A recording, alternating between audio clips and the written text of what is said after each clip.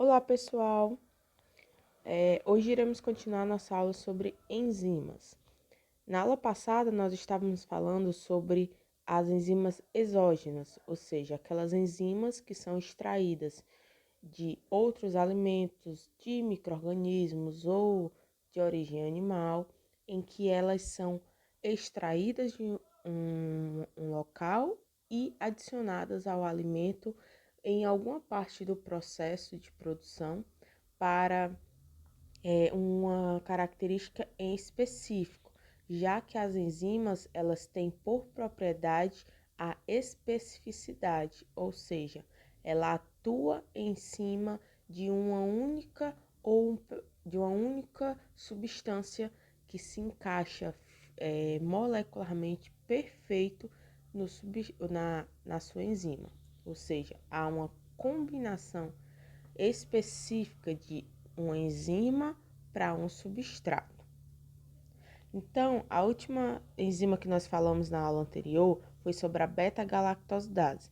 A beta-galactosidase, ela vem proveniente principalmente de fungos, que são micro-organismos, e o mecanismo de ação dela é a quebra da lactose, que é o principal carboidrato simples, o principal disacarídeo presente no leite, e ele vai fornecer os seus monossacarídeos originais, básicos, que é a galactose e a glicose.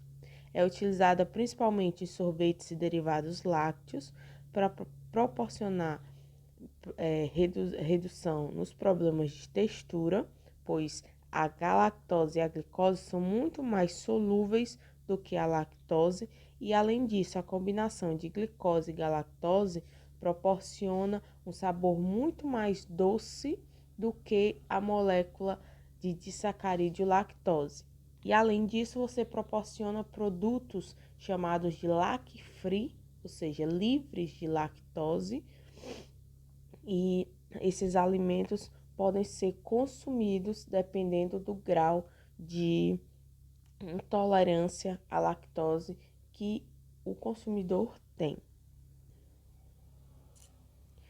Hoje nós vamos falar do grupo das oxidorredutases, e dentro das oxidorredutases nós temos a glicose oxidase, que vem principalmente do fungo denominado de Aspergillus niger. Ele vai realizar a oxidação da glicose e consumir oxigênio, e é utilizado para eliminar a glicose de produtos que são propícios à modificação de sabor e aroma devido às reações da glicose, que é um carboidrato simples, com componentes que apresentam nitrogênio no formato do grupo amina, como por exemplo, alguns aminoácidos. E assim você vai ter alimentos, como por exemplo acontece quando você tem alimentos que têm uma base em batata ou em ovos em pó. Ela também atua na melhoria da estabilidade de alimentos em armazenamento, proporcionando alimentos mais estáveis, pois o consumo do oxigênio ele vai reduzir a possibilidade de oxidar os lipídios, ou seja, ela atua retirando também uma substância que pode causar várias outras reações ruins, como por exemplo a oxidação de lipídio e a degradação de compostos que proporcionam aroma ao alimento, que são sensíveis à presença de oxigênio, pois o oxigênio, como o nome já diz, ele realiza em ambientes propícios o acontecimento de oxidação. Existe também, como no grupo das oxidorredutases, a catalase, que também a principal fonte é microbiana. E ela, combinada com a enzima que nós vimos anterior, a glicose oxidase, ela auxilia na eliminação de compostos peróxidos de hidrogênio, aumentando a vida útil de sucos cítricos, de cervejas e de vinhos, pois o peróxido de hidrogênio ele também proporciona oxidação de substâncias que geram sabores ruins, odores ruins, mudança de coloração do alimento. Então, é necessário retirá-lo através do uso, por exemplo, da glicose oxidase junto com a catalase. E evita, assim, problemas secundários pois devido à inibição das reações oxidativas em geral. Temos também dentro do grupo das oxirretases a lipoxigenase, que ela pode ser obtida, por exemplo, a partir da farinha de soja. Ela vai catalisar a oxigenação de certos ácidos graxos insaturados, formando substâncias denominadas hidroperóxidos, ou seja, ela vai adicionar íons oxigênios naquela dupla ligação dos ácidos graxos insaturados. E exemplo de uso, ela vai ser utilizada bastante no processo de branqueamento de farinha. A farinha, como vocês vão ver na disciplina de tecnologia de cereais e panificação, a farinha de trigo no processo de moagem, ela não sai branquinha da forma como a gente tem o costume de comprar no supermercado. Ela sai com uma coloração mais amarelada, então ela passa por um processo de branqueamento, certo? Algumas substâncias são oxidadas e, como consequência, elas mudam a coloração, proporcionando uma farinha branquinha como característica. Existe também a isomerase, que ela pode ser obtida, por exemplo, a partir de bactérias.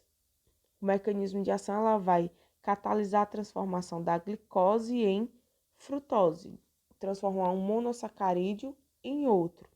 Para que eu vou necessitar fazer essa troca? Como nós vimos em carboidratos, a frutose ela tem um poder reducorante, ou seja, um poder de proporcionar um gosto doce mais forte do que a glicose. Então, ela é utilizada, por exemplo, para o preparo de xaropes à base de milho que tem um alto teor de frutose. Então, ele vai ser um xarope bem mais doce do que se fosse de glicose. Bom, aqui dando mais uma aprofundada em algumas enzimas, vamos falar um pouco mais sobre a amilase.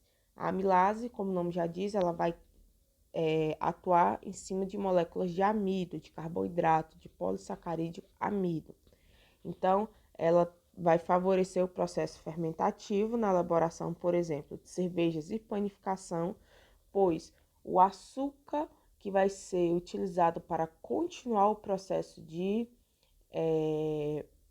fermentação vai ser proveniente da quebra do amido em unidades de carboidratos simples, açúcares simples, menores. Então, ela vai quebrar o amido e produzir moléculas de sacarídeos de maltose, ou de glicose, ou de frutose, que são carboidratos fermentescíveis, ou seja, que o micro-organismo consegue utilizar e fermentar o alimento.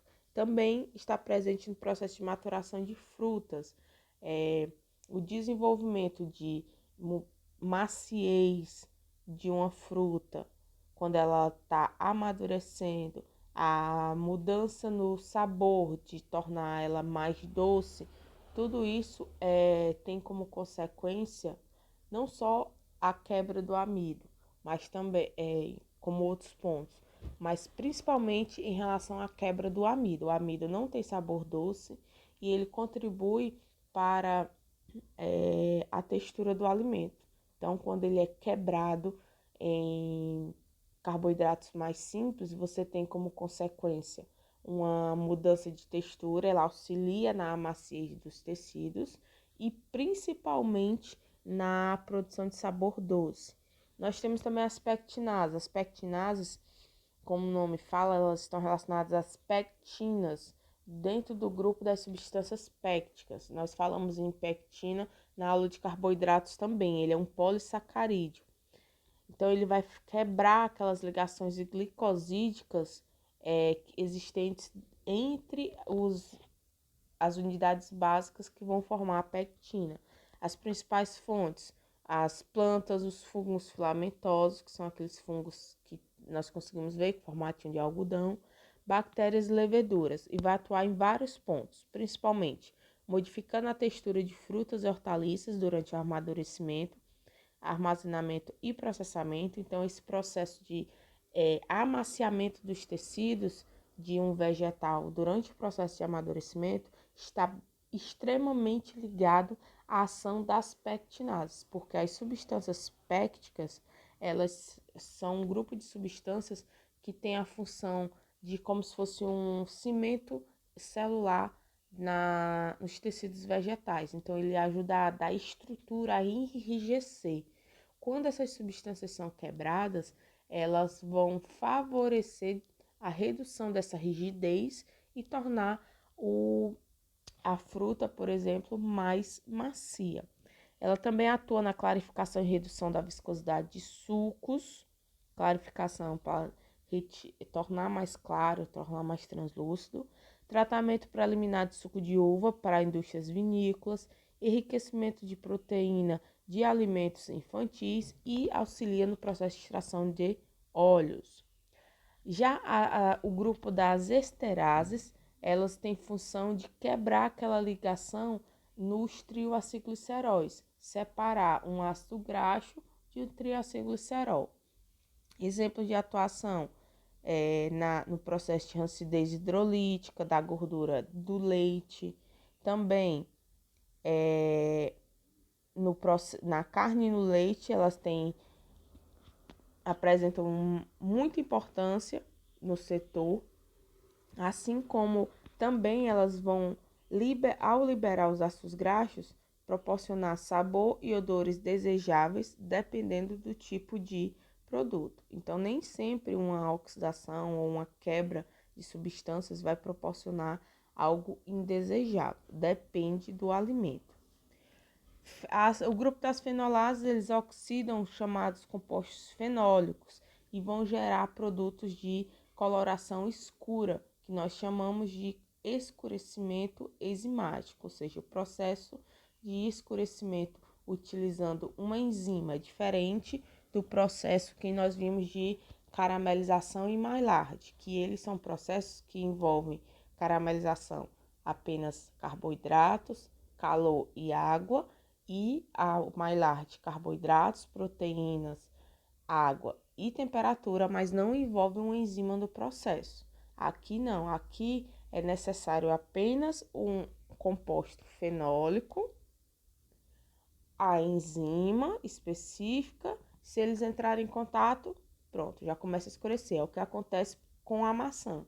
A maçã, ela tem naturalmente esses grupos de enzima que proporcionam o escurecimento de compostos fenólicos. Só que elas são ativadas com a presença do oxigênio.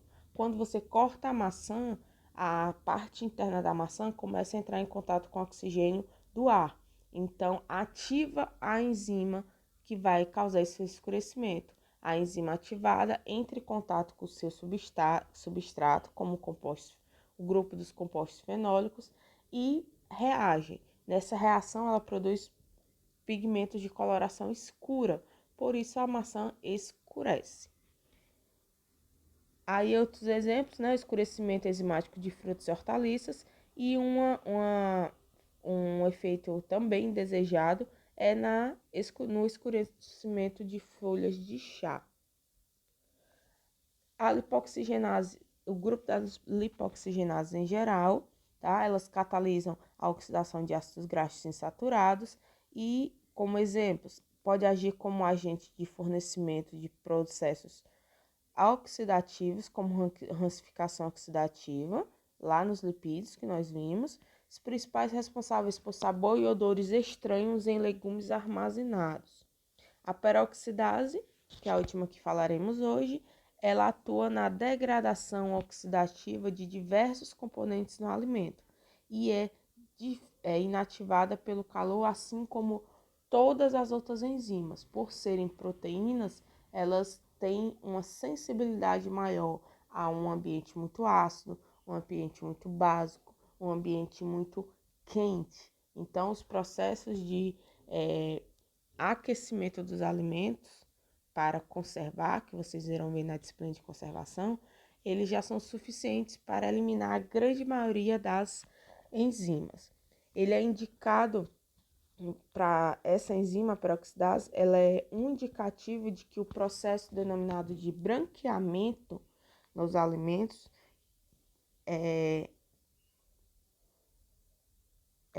ela indique que o processo foi bem feito, pois ela é resistente à inativação pelo calor. Uma observação que eu coloquei, que se algum procedimento inativar a peroxidase, pode-se inferir que outras enzimas de interesse possam também ter sido inativadas. Então, ela é um parâmetro. Você quer saber se a temperatura utilizada para o seu processo de aquecimento para conservar o alimento foi efetivo, deu certo, teve na temperatura correta. Uma forma é você analisar a peroxidase, porque ela é mais difícil de ser inativada do que outras enzimas.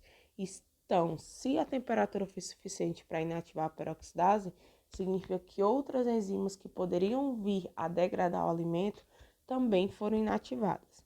E ela também participa da modificação de sabor, cor, odor e valor nutritivo de alguns alimentos de origem vegetal. Então, realize os exercícios, reveja o material, mandem suas dúvidas. Reveja o material, façam os exercícios, envie suas dúvidas e até a próxima aula.